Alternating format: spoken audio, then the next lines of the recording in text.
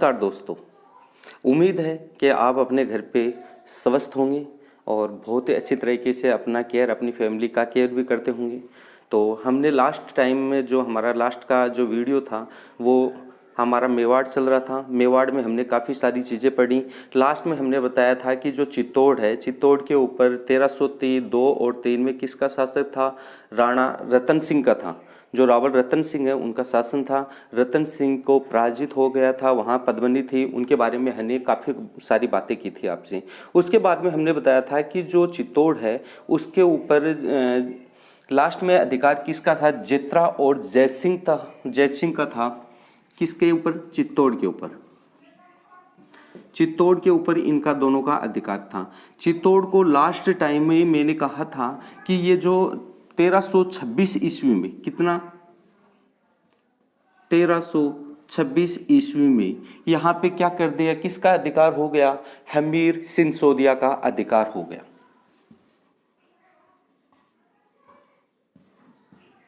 हमीर सिंसोदिया का,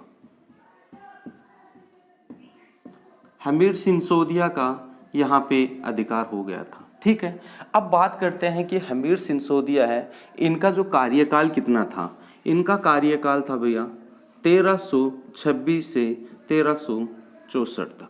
ठीक है जी, हाँ जी, नमस्कार नमस्कार। ठीक है जी, आगे हम बात करते हैं इसी के बारे में। ठीक है, अब जो हमीर सिंसोदिया है इसके बारे में काफ़ी सारी बातें करनी है। नेक्स्ट हमारा राजा बनता है, कौन बनता है? चित्तौड़ का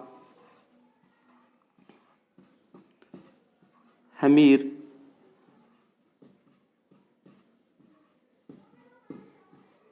सिंसोदिया हमारा राजा बनता है। कहाँ का? चित्तौड़ का बनता है जी। इसमें क्या करते हैं? इसने आक्रमण कर दिया था, आक्रमण किया किसके ऊपर? चित्तौड़ के ऊपर। कब किया? 1326 ईस्वी में। ठीक है जी। दूसरी, इसने चित्तौड़ को विजित कब किया था? 1326 ईस्वी में किया था। भैया आक्रमण किया और विजित कर लिया इसको। अगली बात करते हैं तो यहाँ पे इसने स्थापना की, स्थापना की। किसकी स्थापना की भैया? यहाँ पे सिंसोदिया वंश की स्थापना की। किसकी स्थापना की? सिंसोदिया वंश की, या सिंसोदिया वंश की नींव इसने डाली थी। किसने? हमीर सिंसोदिया ने इसकी नींव डाली थी। इसने और क्या काम किया?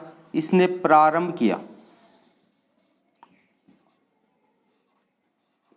प्रारंभ किया। क्या किया? जो मेवाड़ है, मेवाड़ में राणा शब्द का, राणा शब्द का प्रयोग किसने किया भैया? ये जो राणा शब्द है इसका प्रयोग किसने किया? हमीर सिंसोदिया ने शुरू किया था। तो यहाँ तक कि आपको बात समझ में आ रही होगी। इसके बाद में बात करते हैं कि इनको जो उपाधियां और मिली थी, जो किसको? हमीर सिंसोदिया को।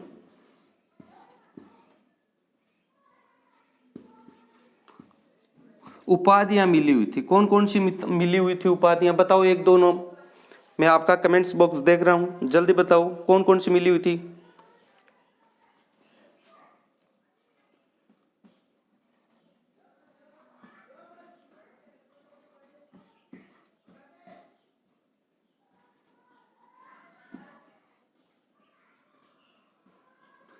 विषम घाटी पंचानम, कौन सी मिली थी? विषम घाटी पंचानम की मिली थी। और कौन सी मिली थी? दूसरी है वीर राजा। किसकी मिली? दूसरी वीर राजा की मिली। तो हमीर सिंसोदिया को दो उपलब्धियां प्राप्त थी। कौन सी? विषम घाटी का पंचानन और वीर राजा। ठीक है जी, इसके बारे में बात करते हैं आगे। जो विषम घाटी, ये कहां पे इसको मिला था? ये किस में कहा गया था?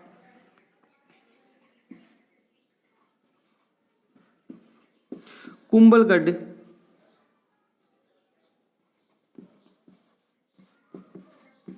प्रशस्ति में इसको मिली थी ये बातें। ठीक है। अब बात आती है कि ये जो वीरमदेव है ये किस में मिली थी, किस में मिली थी, बताओ भैया, बताओ बताओ।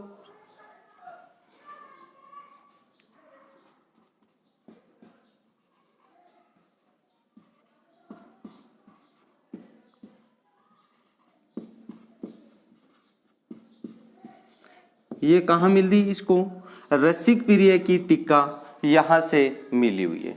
तो हमीर सिंसोदिया है, इसने आक्रमण कब किया, चित्तौड़ पे, किस पे किया, चित्तौड़ पे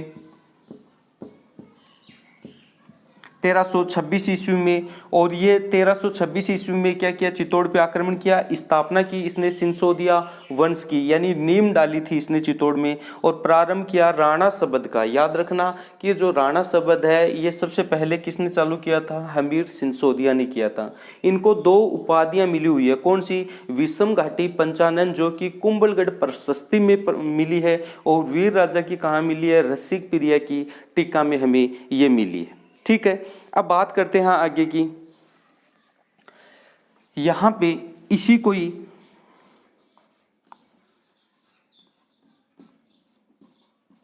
कर्नल टोड ने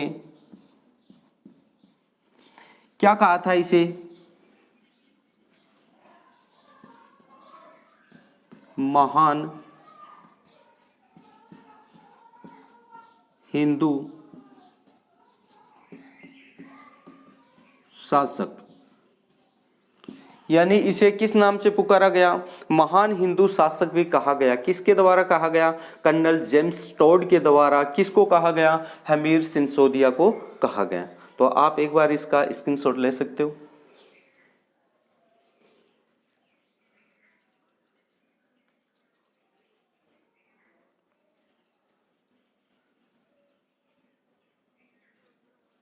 ठीक है जी। इसके बाद में बात करते हैं आगे की। यहां तक कि इसका क्या हो जाता है, इनका कार्यकाल क्या हो जाता है, खत्म हो जाता है 64 में, 1364 में कार्यकाल इनका खत्म हो जाता है। इनके बाद में जो राणा बनता है वो कौन बनता है,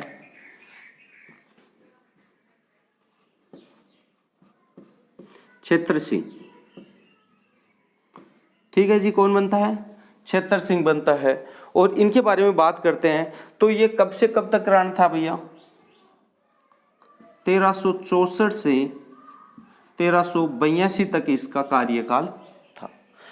इसने अपने कार्यकाल में कोई ज्यादा बड़ा कोई कार्य नहीं किया है, केवल एक कार्य किया इसने। क्या किया था, जो मालवा है, देखना आप यहाँ पे जो मालवा है, मालवा के एक दीवान होता है, उस दीवान की इसने क्या करवा दी थी, हत्या करवा दी थी।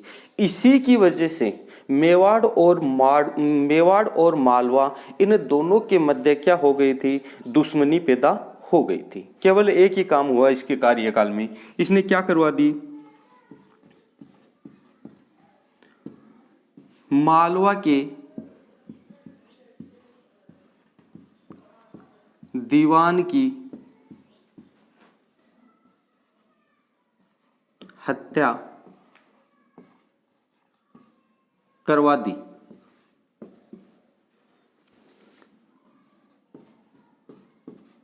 जिससे मालवा और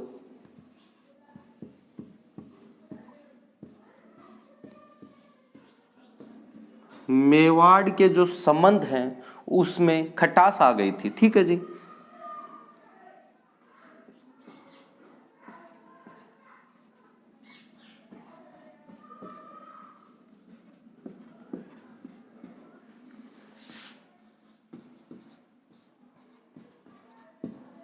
बोलो बात आई क्या समझ में, कि छेत्र सिंह है ये, इनका कार्यकाल है 1364 से 1382 ईस्वी तक। और इसके कार्यकाल में नहीं तो कोई निर्माण हुआ, नहीं कोई इनका जो क्षेत्रफल है नहीं वो बढ़ सका, और कुछ भी कार्य नहीं हुआ। केवल इसके कार्यकाल में एक ही काम हुआ, इसने क्या किया कि कोई मालवा का कोई दीवान आया था इनके कार्यकाल में, और उसने इसकी ने क्या करवा दिया, उसकी हत्या करवा दी। और उस हत्या की वजह से क्या हो गया, जो मालवा और मेवाड़ है इसमें क्या हो गई थी, दुश्मनी पैदा हो गई थी। ठीक है जी, स्क्रीनशॉट ले सकते हो आप।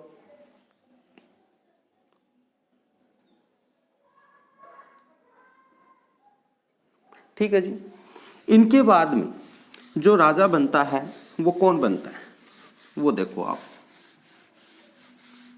इसके बाद में जो नेक्स्ट जो राजा बनता है वो बनता है राणा लाखा। नाम तो आपने काफी बार सुना होगा। इसी को क्या बोलते हैं, दूसरा लक्ष्य सिंह। ठीक है जी। इनका कार्यकाल कब से था, 1382 से 1421 ईस्वी तक था। ठीक है जी।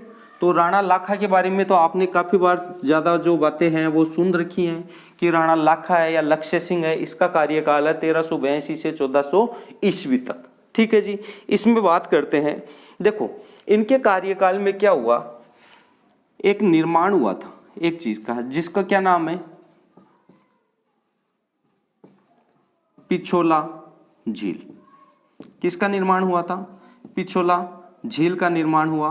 और इस झील का निर्माण कब हुआ था, इसका निर्माण हुआ था 14वीं ईस्वी में। ठीक है। अब ये कब से हुआ, 1385 से 88 तक इसका निर्माण माना जाता है। ये किसने करवाया पिछोला झील का निर्माण, इसके कार्यकाल में हुआ, राणा लाखा ने न करवा के। इसका एक क्या था, जो एक बंजारा था इसके कार्यकाल में जिसका नाम था पिच्छू बंजारा। हाँ जी नमस्कार जी नमस्कार, पिच्छू बंजारे। अब इसका निर्माण कब किसने करवाया, पिच्छू बंजारे ने इसका निर्माण करवाया था। और ये पिछोला झील कहाँ पे स्थित है जी, ये पिछोला झील है उदयपुर में। ठीक है जी। कहाँ पे स्थित है, उदयपुर में ये स्थित है। और पिच्छू बंजारे यानी एक पिच्छू नाम का जो बंजारा है, इसने इसका निर्माण करवाया था। यहाँ तक की बात समझ में आई होगी। चलो ठीक है, इसके बारे में आगे बात और करते हैं। तो यहाँ से बात करते हैं कि ये जो पिछोला झील है, इस पिछोला झील के किनारे काफ़ी सारी चीज़ों का निर्माण हुआ है। उनमें सबसे पहले किसका निर्माण हुआ है, हम क्रम वाइज से हम देखते हैं। तो आपको पता है तो आप जल्दी से कमेंट्स करते रहिए। हाँ जी हाँ जी।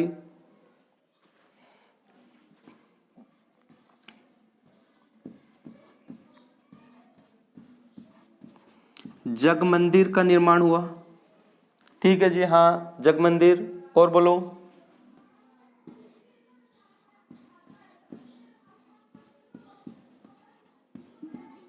जग निवास का निर्माण हुआ।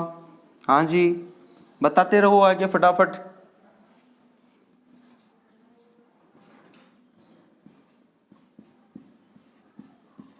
रूप सागर तालाब का निर्माण हुआ। किस किस का निर्माण हुआ, जग मंदिर का, जग निवास का और रूप सागर का। इसमें क्या हुआ, रूप सागर तालाब है इसका निर्माण हुआ। नटनी के चबूतरे का निर्माण हुआ। काफी सारी चीजों का निर्माण हुआ, उसके बारे में हम बताते हैं। एक बार स्क्रीनशॉट ले सकते हो आप।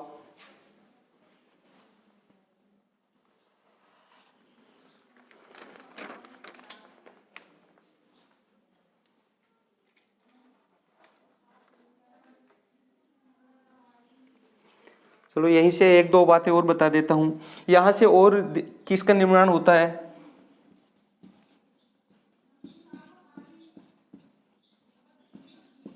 दिलखुश महल का निर्माण होता मिला है। किसके किनारे, पिछोला झील के किनारे। और किसका,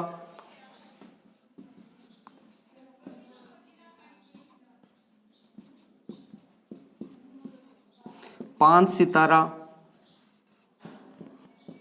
होटल का मिला है। और क्या मिला है कि इसके किनारे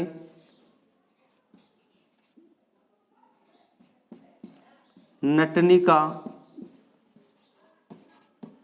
चबूतरा, इसका निर्माण किसके पास में, पिछोला झील के किनारे पे मिला है। अब ये नटनी का चबूतरा क्या है जी, ये देखो कहा जाता है कि पिछोला झील के पास में क्या है, एक बार क्या है, हमारे राणा लाखा बैठे हुए थे और पास में ही क्या कर रही थी, एक नटनी नाम की महिला क्या कर रही थी, यहाँ पे डांस कर रही थी, अपना नृत्य दिखा रही थी।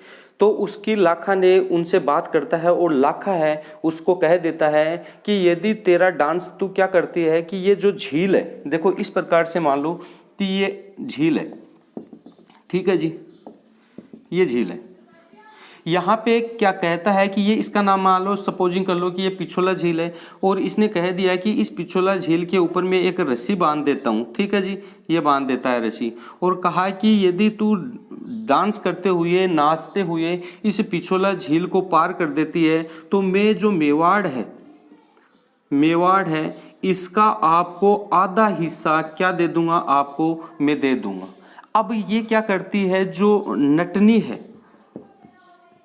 नटनी है इस यहाँ पे इस रस्से से चालू कर देती है, ये लो जी, नटनी चालू कर देती है डांस करते हुए और कहा जाता है कि ये क्या हो जाती है, ये बीच तक तो पहुंच जाती है और कहा जाता है, ये सब सुनने में आता है कि इसका एक पुत्र रहा होगा, क्या है, एक पुत्र रहा होगा, हो सकता है कि वो रोने लग गया होगा बीच में। तो इस नटनी का क्या हो गया कि ध्यान है वो मतलब उस बच्चे की तरफ चला गया होगा, तो ये यहाँ से ये अपना बैलेंस खो देती है और ये कहाँ पे गिर जाती है, इस पिछोला झील में गिर जाती है, इसकी क्या हो जाती है, मौत हो जाती है। इसी की याद में राणा लाखा ने इसके जो पिछोला झील है इसके किनारे किसका निर्माण करवाया, नटनी के चबूतरे का निर्माण करवाया।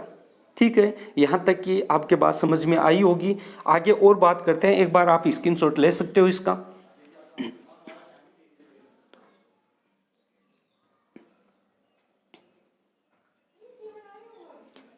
ठीक है जी, अब यहाँ से देखो एक और बात है जो कि बहुत ही ज़्यादा इम्पोर्टेंट है, जो कि मैं नोट लगा के आपको लिखाने वाला हूँ।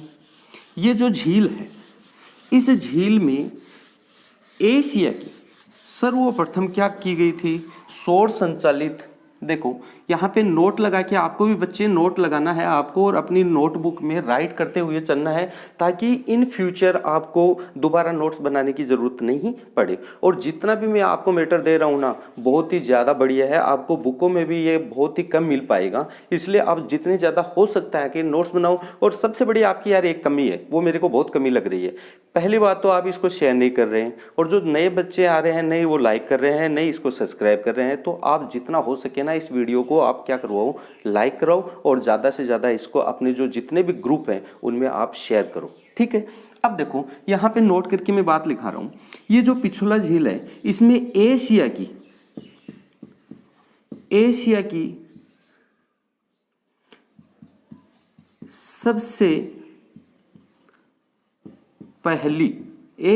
सबसे पहली सौर संचालित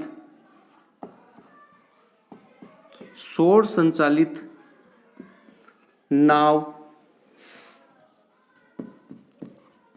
चालू की गई। यानी एशिया में सबसे पहले सौर संचालित जो नाव चालू हुई थी वो कहां पे हुई थी, पिछोला झील में हुई थी। अब आपको पूछ ले कि कब चालू हुई, तो आगे लिख लो ये कब चालू हुई, 2000 में। अभी जो 2000 चालू हुई है उसमें क्या हुआ, ये 2000 में एशिया की सौर संचालित जो नाव है वो पिछोला झील उदयपुर में ही चालू की गई थी। ठीक है जी, अब बात करते हैं यहाँ पे जो राणा लाखा है उसी के समय में एक और बड़ी घटना होती है, जावर। नाम सुना होगा आपने जावर।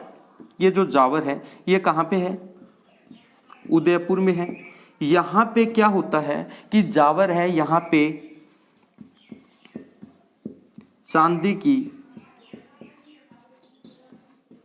खान मिली, जो कि अभी भी है, यहाँ पे चांदी निकाली जाती है। लेकिन ये किसके कार्यकाल में हुआ, राणा लाखा के या लक्ष्य सिंह है इसके कार्यकाल में ये हमें चांदी की क्या मिली थी, एक जो खदान है वो मिली थी। अब बात ये करते हैं कि वर्तमान में इसका उत्खनन तो होता है या नहीं होता, उत्खनन होगा, यानी इनके अंदर से अपन चांदी निकालेंगे। तो इसका कार्यकाल कौन करता है, जल्दी से कमेंट्स करो आप, कौन कर रहा है अभी, हाँ जी बताओ। आंसर नहीं आ रहा भैया आपका भी। हिंदुस्तान जिंक लिमिटेड कौन कर रहा है उत्खनन? Hindustan zinc limited. तो आपके क्वेश्चन आ सकता है कि जो जावर की खान है इसमें वर्तमान में उत्खनन का कार्य कौन कर रहा है? तो कौन कर रहा है जी? हिंदुस्तान जिंक लिमिटेड के द्वारा इसका उत्खनन किया जाता है। ठीक है, यहाँ तक की बात समझ में आई होगी।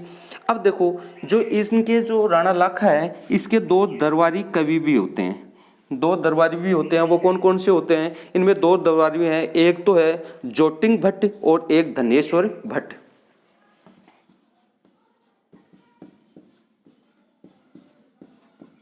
जोटिंग भट्ट और दूसरा है गणेश्वर भट्ट। ये इनके दो दरबारी शिल्पी हैं। ठीक है ना? कौन है? कितने हैं दरबारी शिल्पी? दो दरबारी शिल्पी हैं। अब देखो और मजा आने वाला है, यहाँ से बहुत बड़ी बात आने वाली है और अभी मजा आने वाला है। अभी आप जाइएगा नहीं, आप वापिस आइए, इस चैनल को लाइक कीजिए। सही है? अब देखो यहाँ से मजा आने वाला है, तो आप देखिएगा। एक बार मैं साफ कर देता हूँ। यहाँ से बहुत मतलब जो नहीं होना चाहिए था ना, वो हो गई थी यहाँ पे बात। अब क्या बात हो गई थी वो देखो आप। अब जो राणा लाखा है इसके क्या होते पुत्र थे? कितने पुत्र थे भैया? 3 पुत्र थे। कितने पुत्र? 3 पुत्र। सबसे बड़ा ही बड़ा कौन सा था? राणा चूड़ा। कौन सा था? पहला राणा चूड़ा।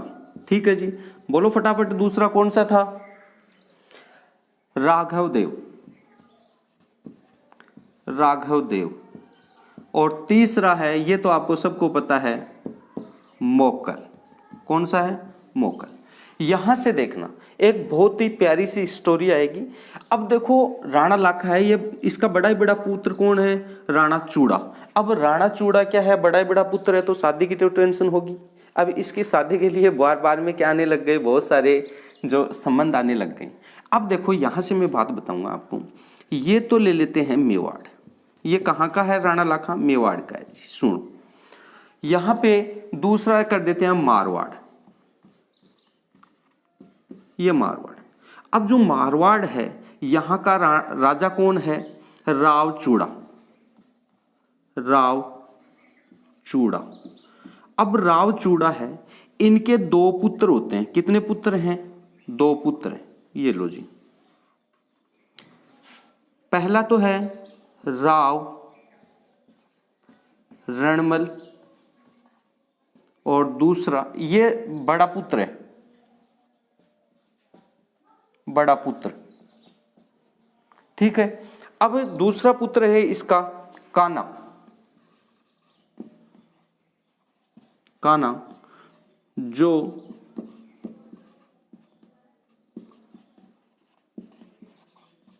उत्तराधिकारी बनता है। क्या बनता है? जो उत्तराधिकारी बनता है।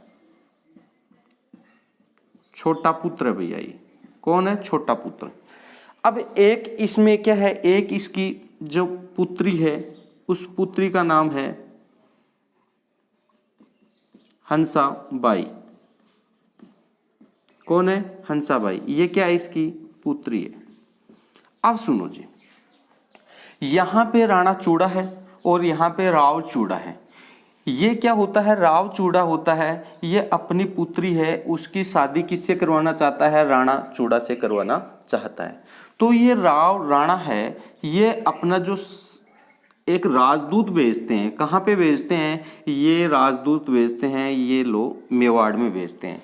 और मेवाड़ में राजपूत भेजते हैं और उनको बोला जाता है कि आप क्या करना है आपको, कि जो मेवाड़ है, मेवाड़ के राणा है, राणा लाखा है, उनको जाके ये बोलना है कि आपका जो बड़ा पुत्र है उनके लिए हम एक रिश्ता लेके आए। ठीक है जी।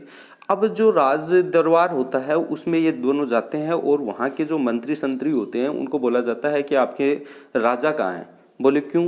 बोले हमें उनसे मिलना है। बोले क्या कारण है, हमें बता दो आप। बोले नहीं नहीं, हमें उनसे ही मिलना है। बोले भैया उनसे मिलने की आपको परमिशन नहीं है, आप जो जितने भी काम है वो आप हमें बता दो, हम उन तक आपका मैसेज पहुंचा देंगे। तो इन दोनों जो सेनापति हैं राव चूड़ा के, वो सेनापति इनको बोल देते हैं कि जो राव चूड़ा है उनकी पुत्री है हंसाबाई, हम उनका रिश्ता लेके आए हैं। ठीक है। तो अब ये जो यहाँ के जो दरबारी हैं मेवाड़ के, वो गलत समझ जाते हैं और वो ये खबर जाके किसको दे देते हैं, ये खबर दे देते हैं वो किसको, राणा लाखा को।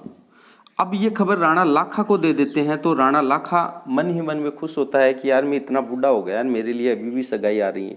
ठीक है। तो मन में लड्डू तो फूटते ही हैं, सबके फूटते हैं। तो ये खुश हो गया। जब दोबारा वो आए तो उसने कहा कि हमें मिलाओ तो सही महाराज। अब इनका जो बड़ा पुत्र है, अब देखो सगाई होनी तो किससे थी, देखो ये राणा लाखा, इसका बड़ा पुत्र कौन है, राणा चूड़ा। बोलो है या नहीं। अब ये हंसाबाई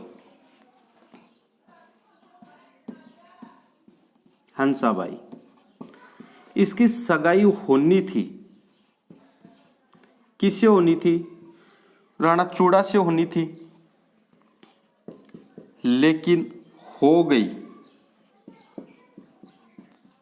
किससे हो गई, राणा लाखा से हो गई। और ये हंसाबाई है, ये किसकी बहन है,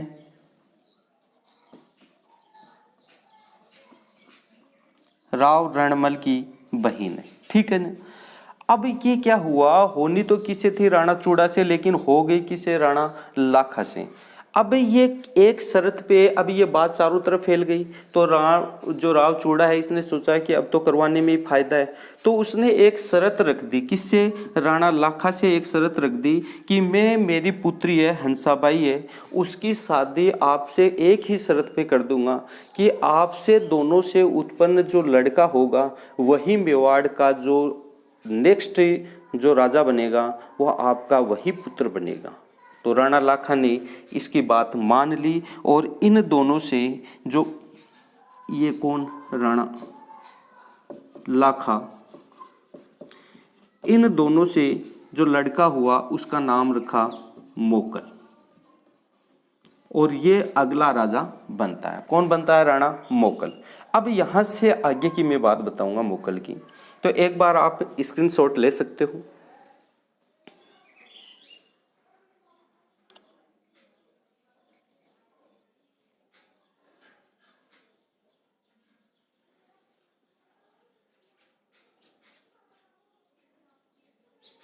ठीक है जी, आगे की बात करते हैं।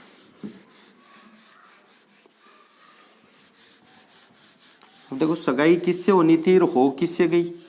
ठीक है ना। अब जो राणा चूड़ा है इसे मेवाड़ का भीष्म भी कहा जाता है। अब देखो मेवाड़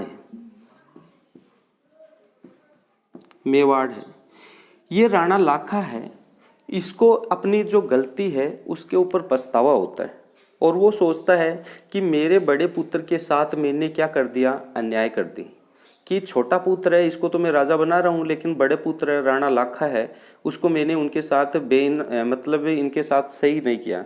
तो इसने एक लाट पाट की प्रथा चालू की। क्या किया,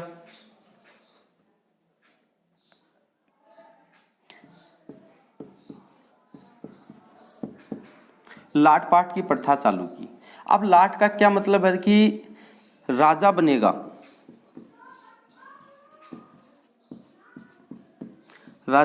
कौन,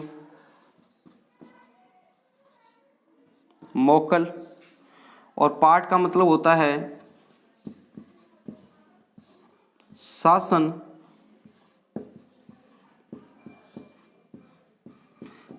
संभालेगा कौन,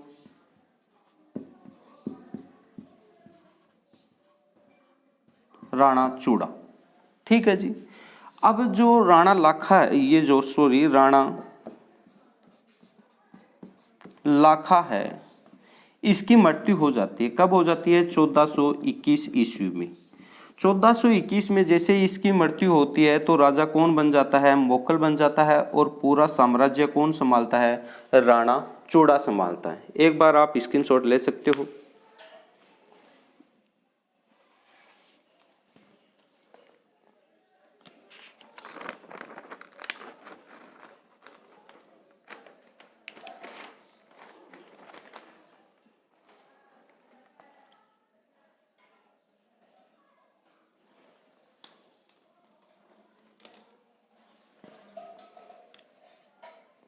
ठीक है जी।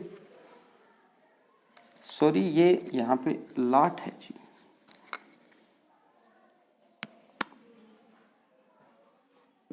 थार्ड पार्ट की प्रथा है, सॉरी, थर्ड पार्ट की प्रथा, ठीक है जी। तो राणा लाखा की मृत्यु कब हो जाती है? 1421 में हो जाती है। राजा कौन बनता है? मोकल बनता है। और संभालता कौन है? राणा चूड़ा संभालता है, ठीक है। इसको थोड़ा सा आप सुधार कर लेना, थर्ड पार्ट की प्रथा, ठीक है। आगे बात करते हैं। तो यहाँ पे 1421 में राणा लाखा की मृत्यु हो जाती है। मृत्यु के बाद में मोकल यहाँ का क्या बनता है? राजा बनता है। यहाँ की बात यहाँ तक तो आपको समझ में आई होगी। यहाँ पे एक क्या होता है?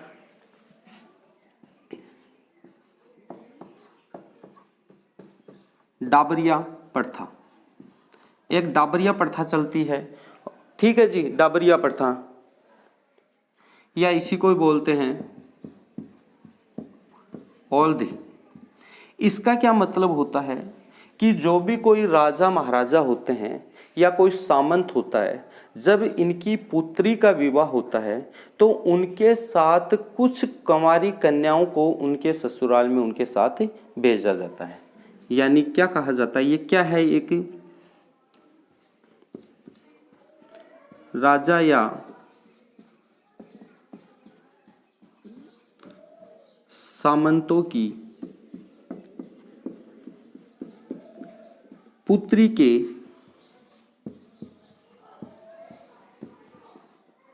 विवाह पर कुछ कंवारी लड़कियां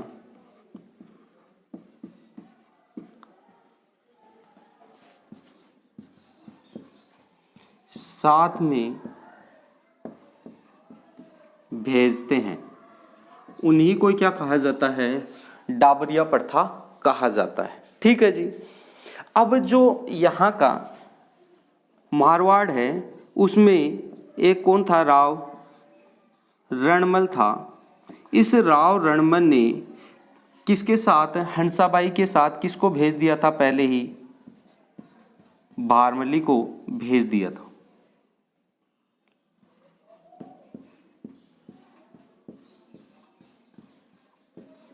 भारमली को भेज दिया था। अब यहां पे क्या बन जाता है? अब बन जाता है राजा कौन बनता है यहाँ का? यानी राणा कौन बनता है? मोकल।